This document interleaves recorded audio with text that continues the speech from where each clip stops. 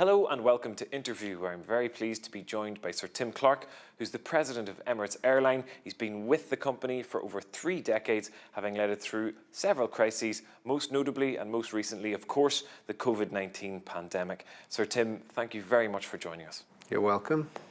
Dubai was one of the first destinations to emerge from lockdown. How do you think it managed to do that? One of the first countries, not the only country, to really embrace the protocols to deal with COVID, whether it be the social distancing, track and trace, mask wearing, etc. So they were able to bring it under a degree of control that not a lot of other countries had done. With the protocols that we had on the aircraft with regard to the hygiene and health measures that we'd taken with regard to crew PPE, as well as all the other protocols with regard to service of food, and the way we went about preparing the airport, we came to the conclusion at Emirates that it was a good time to start. It coincided with the way the government was already thinking, and so off we went.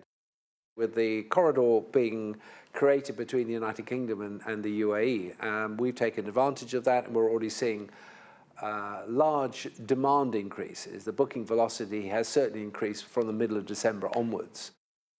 And it's been a difficult year for Emirates. You recently announced your first loss in over 3 decades, but you've been reported as being very optimistic about 2021. You've said that you expect the entire A380 fleet to be operational again. Where does this optimism come from?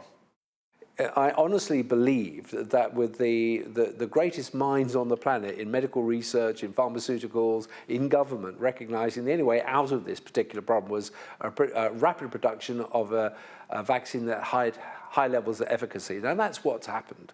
I've never seen anything being so accelerated as this has, but it's happened. So we are organising ourselves to try and reactivate the 380 fleet as quickly as possible, in parallel, in tandem to the growth of demand across our network, and hopefully have them all flying by this time next year. Qantas CEO Alan Joyce was recently quoted as saying that international passengers would have to take the vaccine before they could board. Is it up to airlines to impose these protocols on people? I think what will determine the protocols around those that have vaccination and those that do not will not be decided by the airline community. It'll be decided by the countries in which these people are traveling to. So the countries are going to have to satisfy themselves for entry requirements that people meet the protocols that are in and around vaccine application and durability. And from that, you'll get some kind of requirement before you travel. I do not think it'll be a globally based one. I'd like to think that the G20 came up with a one-size-fits-all. I'm not quite sure that'll be the case. So you'll find then the airline community will have to comply, as it's had to do over the last 6 months, with all the changing requirements of the countries. How do you keep on top of those changing regulations on so many sides? Actually, it was a Herculean task. So it becomes a very fluid situation right up until departure, and which we have no control of because countries are changing their minds just about every 10 minutes in certain parts of times in July, August and September. So early on in the pandemic, you managed to quite rapidly change your business model, and cargo became a crucial part of it. Has that continued, or are you pivoting back towards the commercial flights? No, on the contrary, cargo continues to excel. Demand for it is very, very strong. The long-haul international capacity has almost completely disappeared. So Emirates now has 151 of its 777s flying. Some of them are all cargo aircraft. A lot of them we've converted into passenger air. We did that fairly early on when we saw what was likely to happen.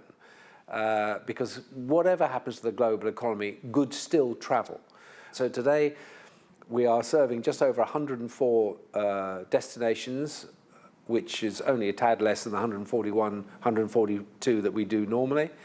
Most of those aircraft are full of cargo, very high yielding cargo, and we were able then to introduce passengers to those flights. So taken together, that operation has been particularly successful. Has this year offered Emirates pause for thought as to how to proceed with its strategy to continue to become more sustainable?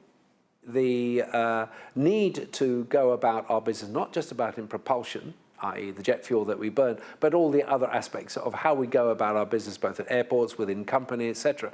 And there have been measurable changes as to how we do that. And our carbon footprint has been falling for a long time. Biofuels are obviously the way forward in many respects. The problem is scalability of production. And it's always been a worry to me that to get the thermal power equivalent to power a jet engine using biofuels takes an awful lot of land or sea for algae production, etc. So it's always going to be a difficult one to get to the scale that you need. Don't forget, Emirates burns 100 million barrels of oil a year, which is 1%, 1 day's production of the global economy, of the global producers' consumption, rather. So to get to the level is quite difficult to. So where are we going with this? We hear about electric motors. I don't think that's ever going to happen. Sorry. It's good for automotive, good for a lot of things, but not for moving a 600-ton aircraft at 600 miles an hour over an 18-mile range carrying 500 people. It's not going to work. And what do you think of hydrogen? I think that if anything that's going to crack this nut, it could be hydrogen. Already we're seeing in automotive, the jury's out whether hydrogen is better than electric, but both cars exist today.